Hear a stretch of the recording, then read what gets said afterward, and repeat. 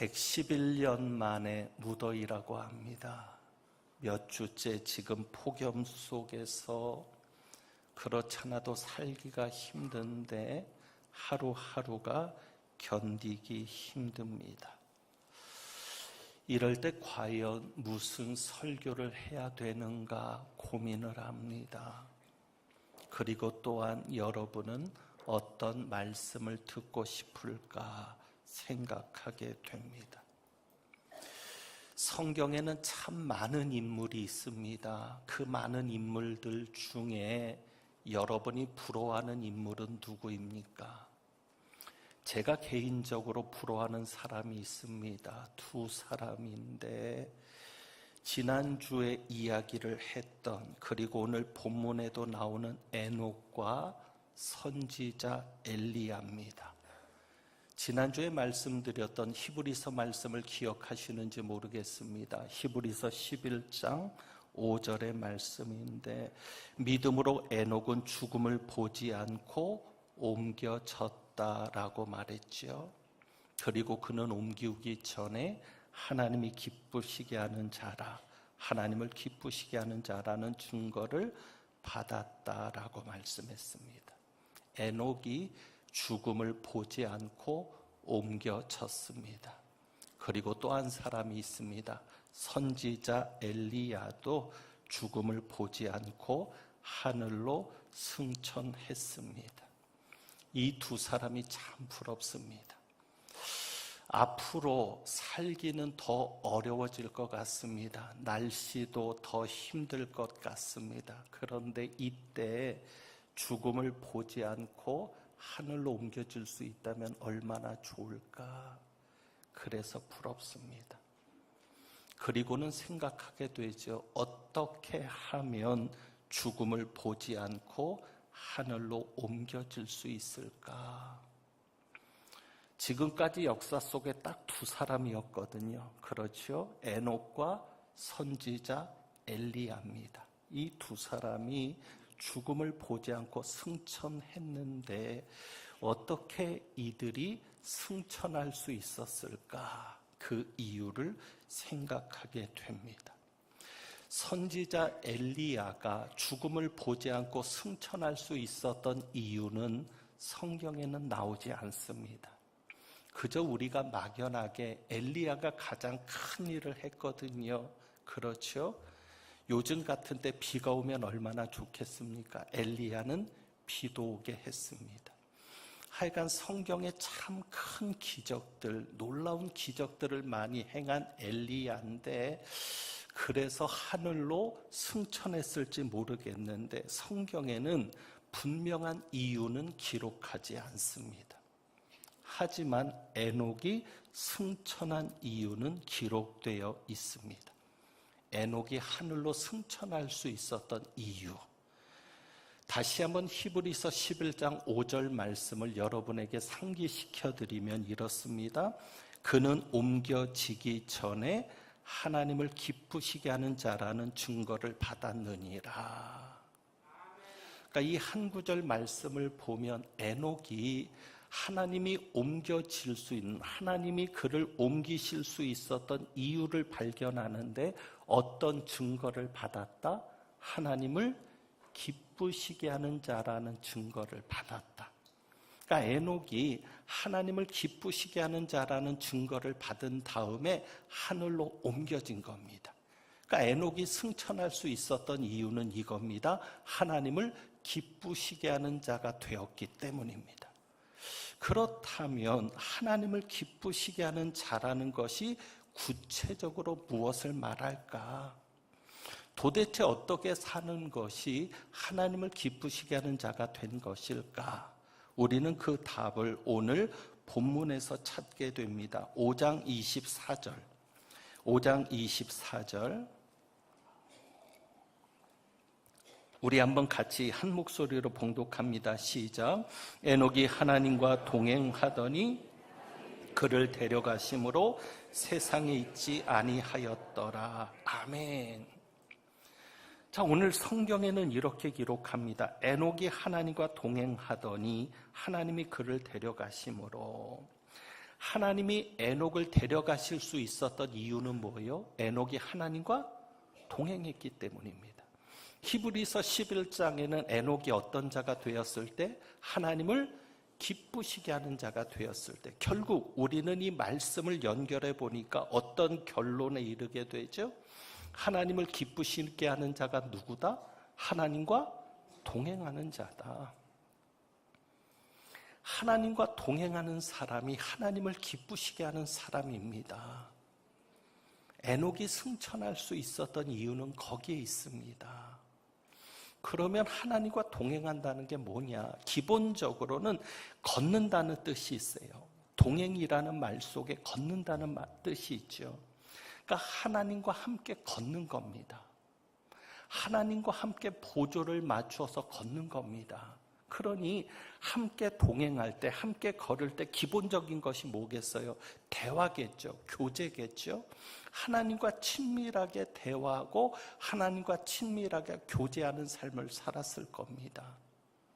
그러니까 하나님과 동행을 할 때, 하나님과 함께 걸을 때 보조를 누구에게 맞추는 거예요? 하나님에게 맞추는 거예요. 하나님이 천천히 걸으면 에녹도 천천히 걷고, 하나님이 빨리 걸으면 에녹도 빨리 걷고, 하나님이 멈추면 에녹도 멈추고, 하나님이 가면 에녹도 가고, 이것이 하나님과 동행하는 것이죠. 그러니까 우리가 하나님과 동행한다고 하면 하나님과 보조를 맞추며 사는 겁니다. 내가 하나님에게 맞춰가며 사는 겁니다. 그것을 이렇게도 말할 수 있죠. 하나님이 원하시는 생활 원리에 따라 사는 겁니다. 내가 원하는 방식대로 사는 게 아니라 누가 원하시는 방식대로요? 하나님이 원하시는 방식대로. 그렇기 때문에 오늘 여러분들이 참 귀한 겁니다. 왜? 오늘 여러분들은 이 어려운 때에 예배 드리러 나왔잖아요. 하나님과 동행하는 자가 가장 기본적으로 해야 될 것이 예배입니다. 주일은 우리가 한 주간을 시작하는 첫날입니다. 우리가 한 주간을 시작하면서 하나님께 예배를 드리고 시작한다는 것은 내 삶의 원리를, 내 삶의 방식을 누구에게 맞춰 살겠다는 거예요? 하나님에게 맞춰 살겠다는 거예요.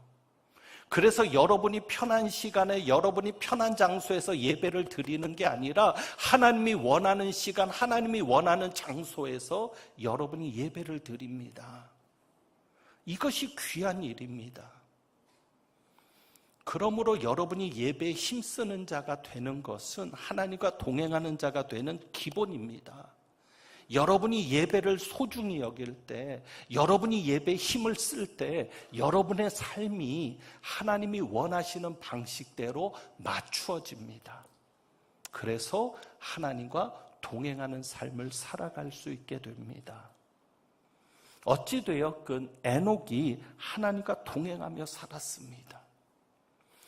그런데 에녹이 처음부터 하나님과 동행했던 것 같지는 않습니다. 오늘 성경 말씀에 보니까 아담 이후에 족보가 나오거든요. 아담 이후에 족보가 나오는데 다른 족보들은 그냥 언제 누구를 낳았고 그리고 죽었다라고 되어 있는데 에녹의 족보만은 좀 특이합니다. 자, 21절에 보면 에녹이 65세 무드셀라를 낳았고, 이때까지는 하나님과 동행했다는 기록이 없습니다. 65세 무드셀라를 낳았는데 하나님과 동행했다는 기록은 없고요. 22절에 보면 무드셀라를 낳은 후 300년을 하나님과 동행하며 자녀들을 낳았으며, 그리고 그는 365세를 살았더라. 다른 족보에는 다 죽었다라고 기록되어 있는데 에녹은 죽었다라고 말하지 않습니다. 하나님이 그를 데려가셔서 세상에 있지 않았다. 그리고 그는 365세를 살고 죽었다라고 얘기하지 않고 살았다라고만 기록합니다. 이 9절에 보면 에녹이 처음부터 하나님과 동행하지는 않았어요. 언제부터 하나님과 동행했죠? 22절에 무드셀라를 낳은 후. 무두셀라를 낳기 전까지는 65세 때까지는 하나님과 동행했다는 기록이 없는데 무두셀라를 낳은 후에는 300년을 하나님과 동행하며 살았다는 겁니다. 도대체 이 무두셀라가 누구이기에, 이 무두셀라를 낳은 다음에 어떤 일이 있었기에 에녹이 하나님과 동행할 수 있었는가? 그것은 이 무두셀라라는 이름 속에서 의미를 찾을 수 있습니다. 성경에 나오는 이름은 그냥 이름이 아니거든요. 자식에게 이름을 붙일 때 그냥 붙이지 않습니다. 자, 사랑하는 자식, 사랑하는 아들이 태어났는데 에녹은 그 아들의 이름을 무두셀라라고 붙입니다. 무두셀라. 이 무두셀라는 두 단어가 합쳐진 말입니다. 무두와 셀라가 합쳐진 말인데 우리나라 말로 음역을 했지만 히브리어로는 무트입니다. 무트. 근데 히브리어는 자음만 있고 모음은 다양하게 바뀌거든요. 메트라고도 할 수 있는데 이 메투란 단어는 죽음이라는 뜻입니다. 죽음. 그리고 이 셀라는 샬라흐라는 단어입니다. 샬라흐. 모음에 따라서 다르게 번역될 수 있지만, 발음될 수 있지만 샬라흐, 보낸다라는 뜻입니다. 그러니까 이 무드셀라는 두 단어가 있는 거예요. 하나는 죽음, 또 하나는 보낸다. 그러니까 이것을 정리하면 이런 뜻이 되죠. 그가 죽으면 보낼 것이다. 그런 뜻입니다. 무드셀라. 그 아들이 죽으면, 이 아들이 죽으면 내가 보낼 것이다. 무엇을 보내는 거예요? 심판을 보낼 것이다. 그 심판이 무슨 심판이었습니까? 홍수 심판이었습니다. 역사적으로 보면 그 심판은 홍수 심판이었습니다. 그러니까 무드셀라란 이름을 다시 정리하면 이렇게 되는 거죠. 그가 죽으면 심판이 온다. 어떻게 사랑하는 아들에게 죽음이라는 이름을 붙일 수 있었겠어요? 여러분 생각해 보세요. 이제 아이가 막 태어났는데 태어난 아이에게 죽음이라는 이름을 갖다 붙일 수 있겠어요? 사망이라는 이름을 갖다 붙일 수 있겠어요? 하나님께서 에녹에게 계시하셨을 것으로 봅니다. 하나님께서 에녹에게 깨닫게 하셨을 것으로 봅니다. 하나님께서 에녹에게 무드셀라를 주었을 때 이렇게 계시한 거죠. 이 아이가 죽으면 이 세상에 끝이 올 거야. 이 세상에 심판이 올 거야. 바로 그것을 담은 이름이 무드셀라입니다. 그러니까 하나님은 에녹에게 심판에 대한 계시를 준 겁니다. 그러니 에녹이 무드셀라를 낳고는 하나님과 동행하지 않을 수 없는 겁니다. 왜? 항상 무엇을 생각하며 사니까? 하나님의 심판을 생각하며 사니까. 그러니까 에녹이 가진 신앙은 종말론적인 신앙을 가지고 산 거예요. 300년 동안. 아들의 이름을 부릅니다. 우리가 자식의 이름 부르듯이 에녹이 자식 이름을 부르지 않았겠어요? 무드셀라야. 그런데 무드셀라라는 이름을 부를 때마다 무슨 생각이 들어요? 에녹에게는 심판에 대한 생각이 드는 거죠. 그런데 이 에녹이 단지 심판만을 생각하며 산 것이 아니라 심판을 전하며 살았습니다. 그러니까 에녹은 어찌 보면 선지자 같은 삶을 살았어요. 그것을 어떻게 볼 수 있냐면 유다서에서 볼 수 있어요. 유다서. 요한계시록 앞에가 유다서인데 유다서에는 이렇게 기록합니다. 아담의 7대 손 에녹이 이렇게 기록합니다. 아담의 7대 손 에녹이 이 사람들에 대하여도 예언하여 이르되 이 사람들은 죄를 짓는 사람들이에요. 그냥 이 세상이 영원히 살 것처럼, 이 세상이 그냥 아무 일도 없이, 이 세상은 그냥 원같이 끊임없이 순환하는 것처럼, 그래서 죄를 짓고도 죄라는 것도 모르고 그저 쾌락에 미쳐서 사는 사람들에 대해서 에녹이 예언했다는 겁니다. 어떻게 예언했는가 하면 이렇게 예언합니다. 유다에 보면 그 에녹의 예언이 나오는데 보라 주께서 그 수만의 거룩한 자와 함께 임하셨나니. 그러니까 에녹이 보는 게 뭐예요? 주님께서 수만의 거룩한 자와 임하셨다. 그러니까 에녹은 단지 홍수 심판만 본 게 아니라 마지막 때 예수님께서 재림하시는 것까지 본 것 같아요. 그래서 사람들에게 그렇게 전하는 겁니다.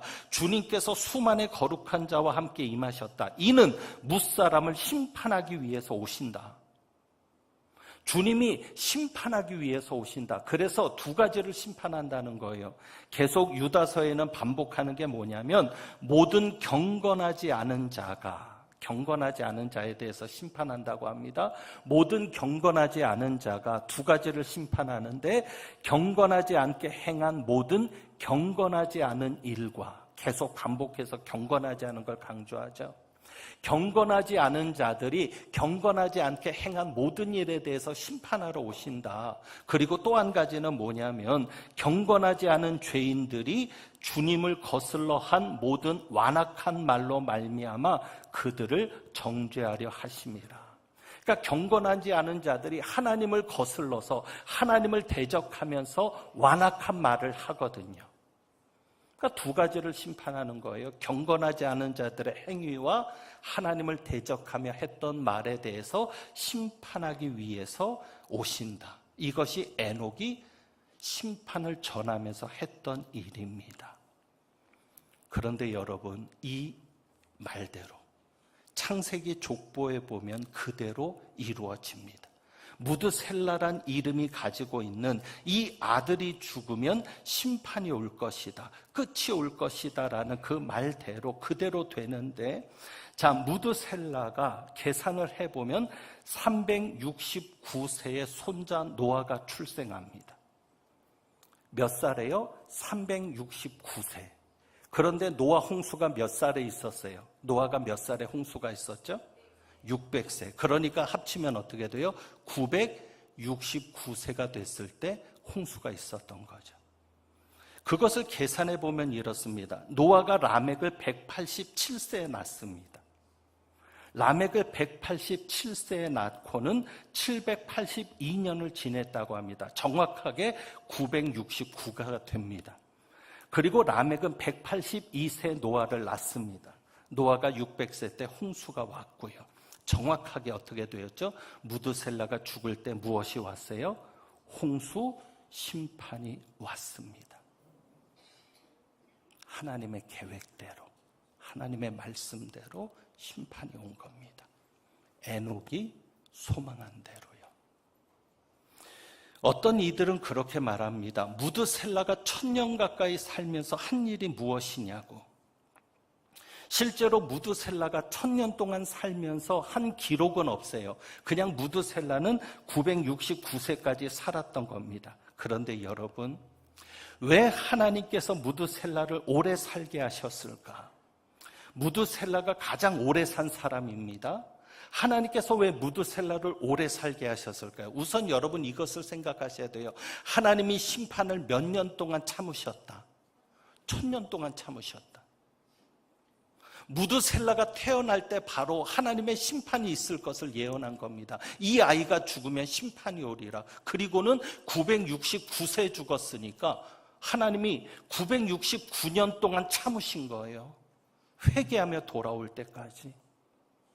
그러니까 이 무드셀라에 사는 동안 하나님은 참아주신 겁니다. 그런데요, 놀라운 것은 이겁니다. 자, 무드셀라는 다 보았습니다. 무드셀라가 969세를 사는 동안 무엇을 보았을까요? 자, 아담이 죽음을 보았습니다. 이 족보를 계산해 보면 무드셀라가 몇 살 때 아담이 죽는가 하면 243세 때 아담이 죽습니다. 자, 아담도 900년을 넘게 사니까 이런 생각이 들 거예요. 분명히 하나님께서 뭐라고 말씀하셨어요? 이 선악을 알게 하는 나무의 열매를 먹으면 정령 죽으리라. 그런데 900년이 넘도록 안 죽는 거예요. 그러면 심판이 없는 거야? 분명히 죄를 지으면 죄값을 받는 건데? 그런데 무드셀라는 무엇을 봐요? 243, 발음하기도 쉽지 않은데 243살 때 아담이 죽는 것을 봅니다. 그러면서 뭐를 느낄까요? 아, 죄를 지으면 죽는구나. 하나님은 역시 죄를 그냥 두는 분이 아니라 심판하는 분이구나. 사람들은 영원히 살 수 있을 거라 생각했을지 모릅니다. 구박을 넘어 살았으니까. 그런데 분명히 죽는구나. 그런데 한 가지 또 놀라운 것이 있습니다. 무드셀라가 243살 때 아담이 죽는 것을 보았는데 300살이 될 때는 어떤 일이 일어났어요? 무드셀라가 300살이 됐을 때 자기 아버지인 에녹은 죽지 않고 하늘로 옮겨지거든요. 죄를 지으면 죽는 것인데 죽지 않는 방법이 있구나. 그 방법이 뭐요? 하나님과 동행하면. 하나님과 동행하면. 그러니까 무드셀라는 알지 않았겠습니까? 야, 이 세상이 전부가 아니구나. 우리 아버지가 옮겨진 곳이 있구나. 여러분은 지금 이 땅이 전부인 것처럼만 보이죠. 왜? 눈에 보이지 않는 세상이 있으니까. 무드셀라도 그러지 않았겠습니까? 그런데 자기 아버지가 옮겨지거든요. 그러면 그 에녹이 옮겨진 곳이 있다 없다? 있다. 천국이 있다. 영원한 세계가 있다. 영원히 사는 나라가 있다. 무드셀라가 그것을 보지 않았겠습니까? 분명히 죄로 인해 죽는 것인데 아담이 죽는 걸 보았으니까, 말씀대로 그렇게 이루어지는 것을 보았으니까. 그런데 에녹은 살았거든요. 하나님과 동행하면 사는구나. 하나님과 동행하면 영생의 세계에 들어가는구나. 이것이 무드셀라의 신앙이었을 겁니다. 자, 그리고 또 놀라운 것이 있습니다. 무드셀라가 가만히 있었을까요? 그렇게 천국을 보았던 무드셀라가 복음을 전하지 않고 그냥 있었을까요? 그리고 더 놀라운 것은, 자, 무드셀라가 죽었을 때 홍수 심판이 옵니다. 그러면 무드셀라가 살아있을 동안에 노아가 방주를 지었다 안 지었다? 계산이 안 나오세요? 자, 무드셀라가 죽을 때 홍수가 왔습니다. 그러면 무드셀라가 살아있을 때 방주를 지었다 안 지었다? 지었다. 노아의 신앙을 한번 우리가 볼까요? 6장을 한번 보세요. 6장 9절.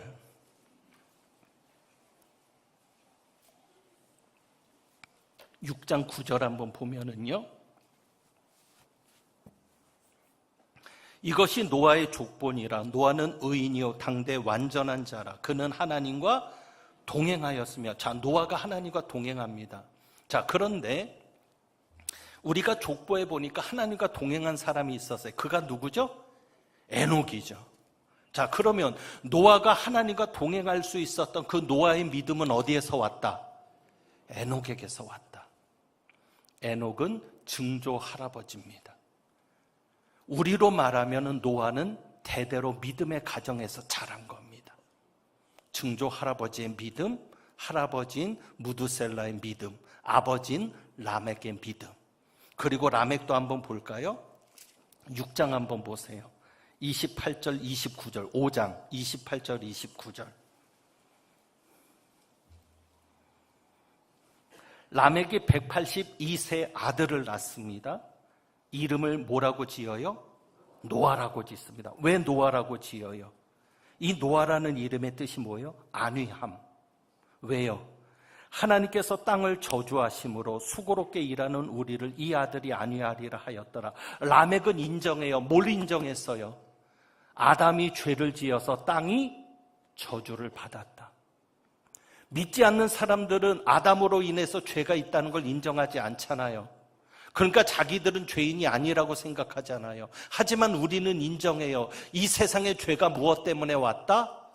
아담 때문에 왔다. 그래서 이렇게 우리가 힘들게 사는 것이고, 그래서 예수님이 우리를 위하여 죄값을 대신 치르신 것이라는 거죠.